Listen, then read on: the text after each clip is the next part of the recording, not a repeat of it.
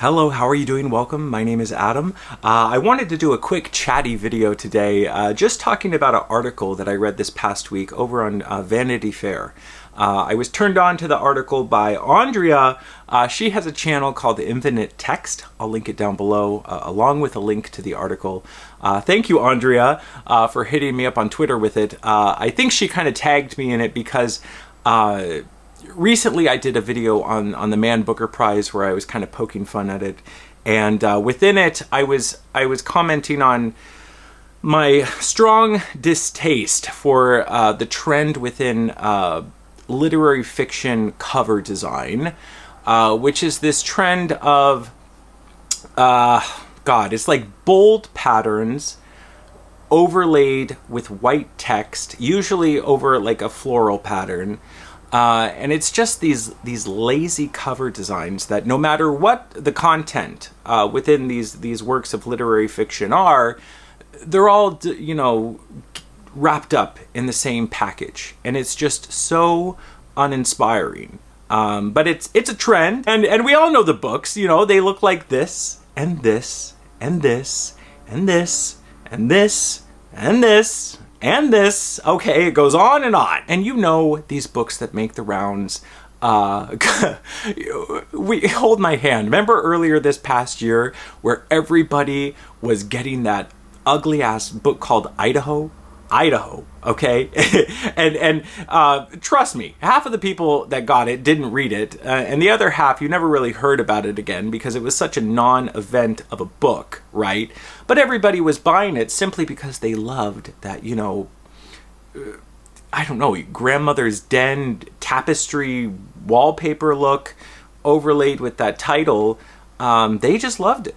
And that was a book that I think sold itself largely on that cover. So this Vanity Fair article, again, I'll link it down below, it talks about this trend and it refers to it as bouquet books, or bouquet, however you say it, which is a term I think is much better than graphic design is my passion. So I hope we can enter the term bouquet books into the conversation here, because it's a perfect kind of sentiment for these books.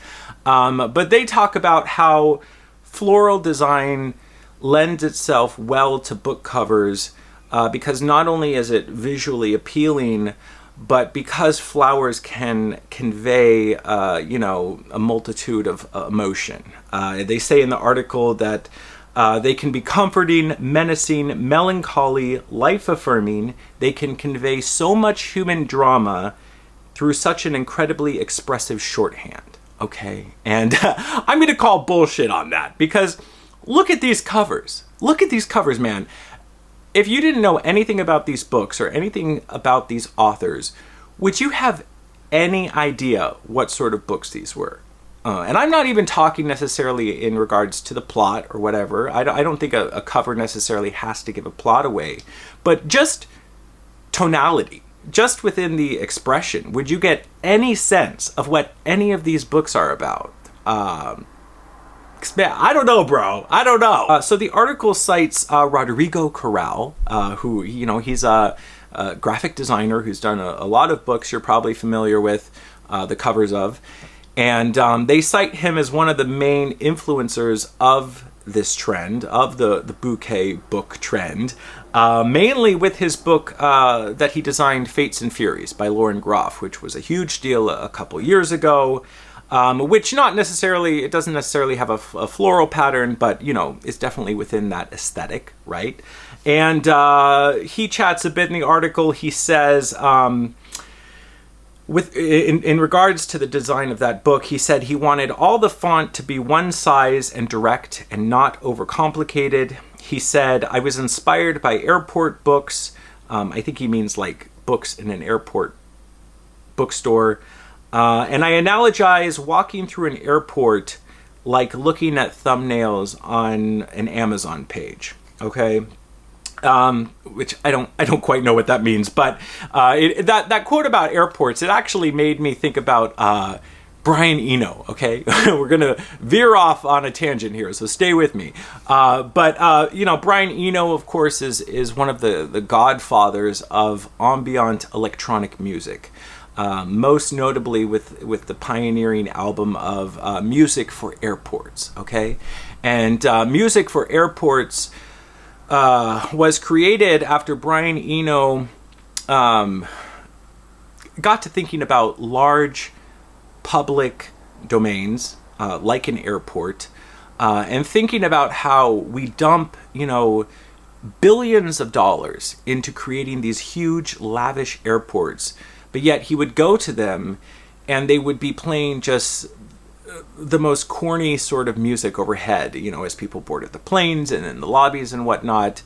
And he was just kind of dumbfounded how you could spend so much money on these places but pay so little attention to the sound design. So his goal in creating Music for Airports was to create an ambient electronic album that could be played in these spaces. One that would be enjoyable to listen to and fit the scene, but also one that could be in the background and be broken up, with flight announcements and chatter and everything else going on at an airport.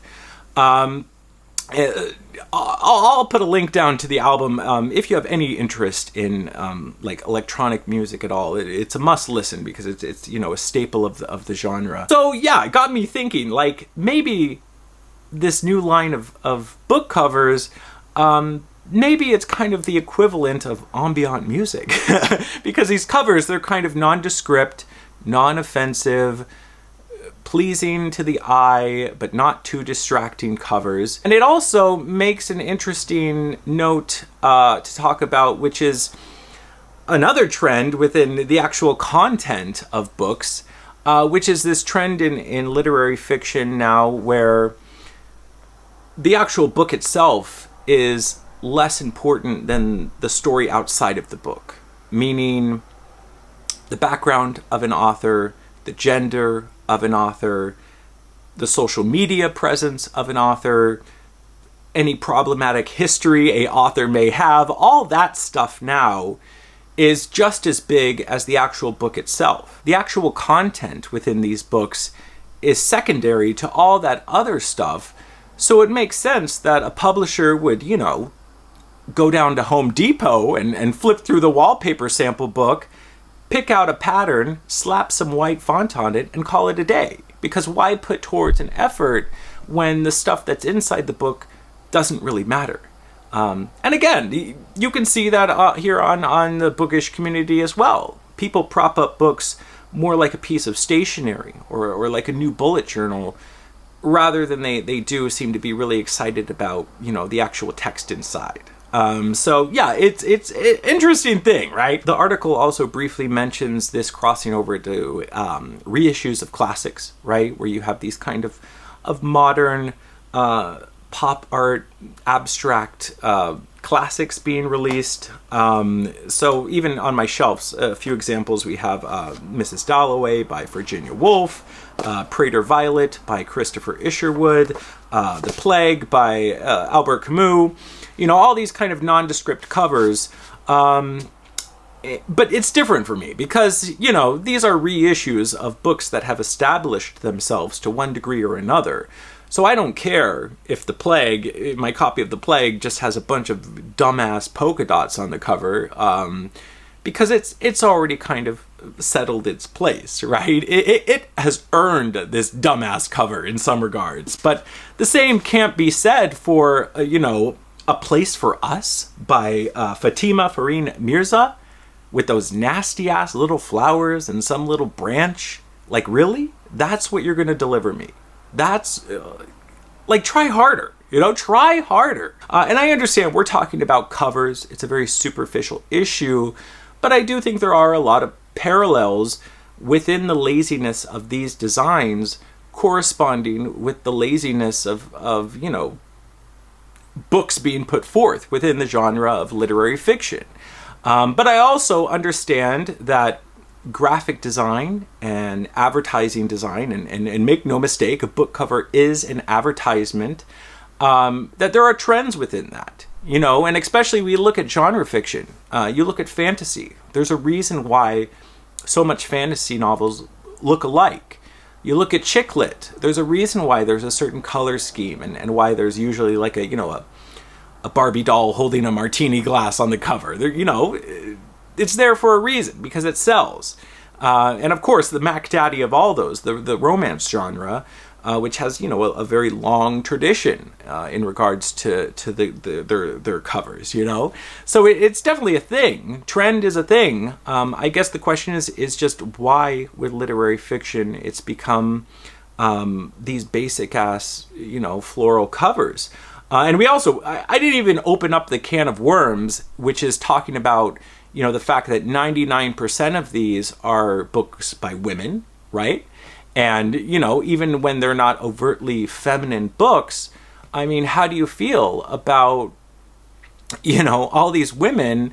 You can write about Syrian refugees, and suddenly your book has a bunch of tulips on the cover. Like what do we make of that? It's a whole other thing. So yeah, what do you think? I urge you, go read the article and let me know what you guys think. Maybe I'm just kind of making too much out of this, but I think it's interesting, and I think it can branch off, no pun intended, to a lot of interesting conversation. What do you make of this trend of flowers, or any other trends that you see within the design and the packaging of literary fiction and beyond?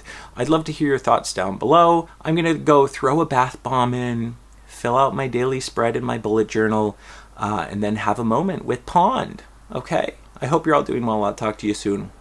Oh, and I wanted to end the video with a little kitty. The kitties want to say hello. It's been 1 week with Blue and Fellini, and I've had relentless bullying online now that I'm a cat dad. But look at this. Oh gosh. Hey.